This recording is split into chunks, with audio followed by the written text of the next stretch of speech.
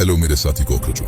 बाबा साहब अम्बेडकर कहा करते थे, education is the milk of a tigress, one who drinks it gets the power to roar. यानी शिक्षा शेरनी का दूध है, जो पिएगा वो दहाड़ेगा। पर आज का हमारा एजुकेशन सिस्टम देश के स्टूडेंट्स को दहाड़ना सिखाने की जगह बिल लाने पे मजबूर कर रहा है कि बार बार नीट का पेपर लीक हो जा रहा है। सरकार क्या कर रही है? 24 में वो उसमें भी लीक हो गया, अब 26 में भी आप कह रहे हो दोबारा लीक हो गया पेपर। एक पेपर अच्छे से कंडक्ट नहीं करा, ऐसी सरकार पे अपन भरोसा कैसे कर सकते हैं? सिर्फ पिछले 7 सालों में 70 से ज्यादा पेपर लीक्स ने ऑलमोस्ट 2 करोड़ स्टूडेंट्स की लाइफ और मेंटल हेल्थ पे भारी नेगेटिव इम्पैक्ट छोड़ा है। ये मेरा पड़ा था बेगूसराय, ये पड़ा था मेरा बक्सर में। ठीक है सर, 2 दिन स्टे किए थे, 4000 रुपए लगा था।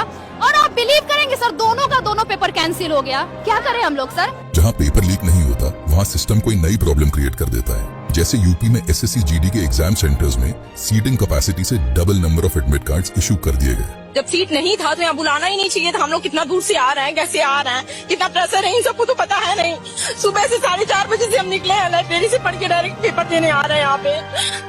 फिर जहां लीक और एग्जाम सेंटर की प्रॉब्लम ना हो, उस एग्जाम में क्वेश्चन पेपर ऐसा बना दिया जाता है कि आंसर नॉलेज के मेरिट पे नहीं बल्कि तुक्के मार के देना पड़ता है। यूपीएससी के लिए एक मैं बेटर चीज बता देता हूँ कि एग्जाम देना बंद करो, ये सिक्का लिया करो, बच्चों को एग्जामिनेशन सेंटर के बाहर बुलाओ, जिसका हेड आया उसका पास, जिसका टेल आया उसकी पूंछ काट के घर भेज दो। क्योंकि ये एग्जाम सिर्फ और सिर्फ लक बेस्ड है यार, तुम नॉलेज चेक थोड़ी ना कर रहे हो। अब तो तुम टाइम पास करने लग गए हो। तो ये पेपर लीक तो नहीं है, लेकिन स्टूडेंट्स की जिंदगी बर्बाद इससे भी होगी, बस तरीका अलग है। स्टूडेंट्स की जिंदगी बर्बाद करने के इनोवेटिव तरीकों में अब हमारा सिस्टम टेक्नोलॉजी का भी बढ़िया इस्तेमाल कर रहा है।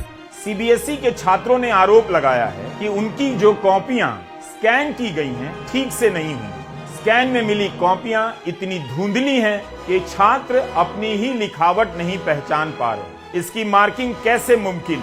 सीबीएसई से मेरे को भी ये कॉपी मिली है, मेरे यहाँ तो मेरी हैंड राइटिंग है और ऊपर मार्क्स 33 मिले हैं मेरे को बस, जबकि मैंने पूरा पेपर करा था। और अभी जब मैं पेपर चेक करने लगा तो देखा कि इसमें तो मेरी हैंड राइटिंग है ही नहीं। और जब इन परेशान स्टूडेंट्स के लिए सीबीएसई ने कोई ग्रीवेंस रिड्रेसल सिस्टम प्रोवाइड नहीं किया था, तो स्टूडेंट्स नेचुरली सोशल मीडिया पे आए और कंप्लेन करने लगे।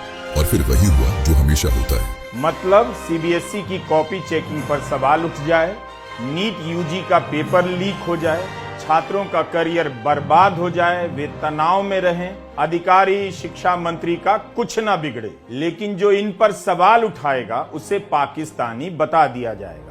तो इसीलिए मैं खुद को Pakistani sponsored opposition funded cockroach declare करते हुए पीएम मोदी को एक चैलेंज देना चाहता हूँ कि सर, अगर आपने एजुकेशन के किसी भी मुद्दे पर एक प्रेस कॉन्फ्रेंस करके स्टूडेंट्स के टूटे हौसलों पर थोड़ा मलहम लगाने का मास्टर स्ट्रोक करते हैं, तो मैं ये प्रॉमिस करता हूँ कि मैं ना सिर्फ अपने सोशल मीडिया हैंडल्स का नाम बल्कि इस वीडियो पे कोलैबोरेट करने वाले हर क्रिएटर के हैंडल का नाम चेंज करवा के नरेंद्र मोदी फैन क्लब रखवा दूंगा। अच्छा, बोले ऐसा होता है।